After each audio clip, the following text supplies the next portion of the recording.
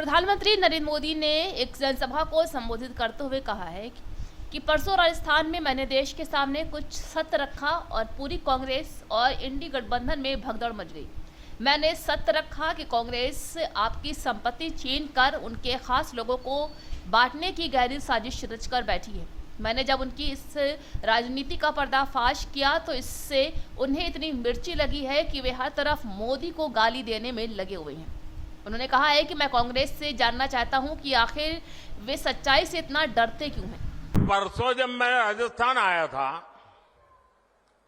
तो मेरा एक 1.5 मिनट का भाषण 90 सेकंड का भाषण और मैंने कुछ सत्य देश के सामने रखा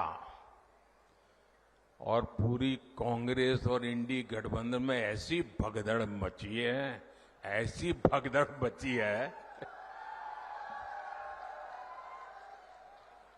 मैंने सत्य रखा देश के सामने।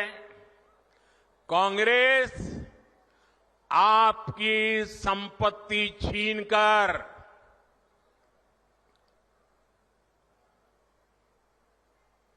उनके खास लोगों को बांटने की गहरी साजिश रचकर बैठी है। 2-3 दिन पहले मैंने कांग्रेस की इस वोट बैंक की राजनीति, तुष्टीकरण की राजनीति का पर्दाफाश किया था। इससे कांग्रेस और उसको सिस्टम में उनको इतनी मिर्ची लगी है, इतनी मिर्ची लगी है कि वो हर तरफ गालियां देने में टूट पड़े। मैं ये बात देश को साफ साफ बताना चाहता हूं कि कांग्रेस वोट बैंक पॉलिटिक्स के दलदल में इतना धंसी हुई है कि उसे बाबा साहब के संविधान की भी परवाह नहीं है। और आपको पता होगा, उन्होंने मैनिफेस्टो में तो लिखा है कि आपकी संपत्ति का सर्वे करेंगे।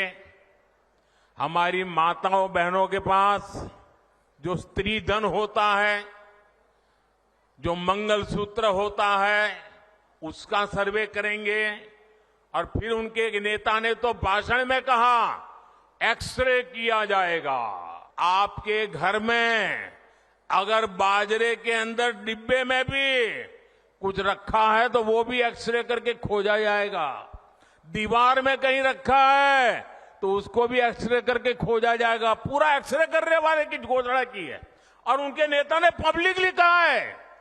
और फिर आपकी सारी संपत्ति, जरूरत से ज्यादा जो भी होगा वो उनका कब्जा करेगी उनकी सरकार, कहते हैं, और फिर लोगों को बांट देंगे। अगर आपके पास 2 घर है, यहां गांव में घर है और बच्चों के लिए आपने जयपुर जोधपुर में अगर एक छोटा फ्लैट ले लिया है तो एक्सरे करेंगे कि भाई 2 घर है, एक वापस दो, सरकार को दे दो। उत्तर प्रदेश के मथुरा में लोकसभा क्षेत्र से जनता उम्मीदवार हेमा मालिनी ने कहा है कि इस बार उत्तर प्रदेश में 80 में से 80 सीटें हमें मिलनी चाहिए। मैं सभी मतदाताओं से वोट करने की अपील करती हूं। बाकी बिहारी मंदिर का कॉरिडोर बनाने का काम जरूर जल्द ही शुरू हो जाएगा। जहां इंडिया गठबंधन किस आधार पर बोल रहा है कि हमें वोट दो, उन्होंने आज तक किया ही क्या है। बहुत कुछ काम किया, फॉर विच मैं बहुत प्राउड फील करती हूँ, और बहुत करना है। इसके लिए यहाँ पर और 5 साल मुझे मिला है। मेरा सौभाग्य है, मिला है मुझे। प्रधानमंत्री जी ने सब ये दिया है वापस, अमित शाह जी ने, नड्डा जी ने, योगी जी ने, उन सबके साथ होने की वजह से मैं बहुत अच्छा डेवलप कर दिया है अभी तक। अभी बाकी कुछ है, लाइक 84 कोस परिक्रमा, यमुना का शुद्धिकरण, गर्ल्स एजुकेशन के लिए कुछ सेंटर्स बनाने हैं, प्लस कल्चरल एक्टिविटीज के लिए यहाँ पर बहुत अच्छा थिएटर वगैरह बन गया है, उसका स्टार्ट करने का आरंभ होगा। तो हमेशा there will be lot of cultural act along with भगवान का दर्शन मंदिर में जाएंगे, साथ साथ में evenings they will have pleasure of watching beautiful shows. चुनाव में भारतीय जनता पार्टी के लिए कितनी बड़ी चुनौती है? सी, चुनौती इज ए चुनौती, you should not take it lightly. जो भी चीज है, तो अपनी तरफ से हम लोग मेहनत तो करेंगे, हम जीतने के लिए पूरा क्षमता रखते हैं और जीतने के लिए हमारे पास कहने के लिए भी बात है कि इतना कुछ किया है। जो कुछ भी नहीं किया था उसको क्या वोट देंगे, वो भी मैं बोल रही हूँ। जो एनडीए इंडिया जो बोल रहे हैं हमें वोट दो, कि क्या लेकर बोल रहे हैं कि हमें दो, वो क्या करेंगे, क्या क्या किया उन्होंने आज तक।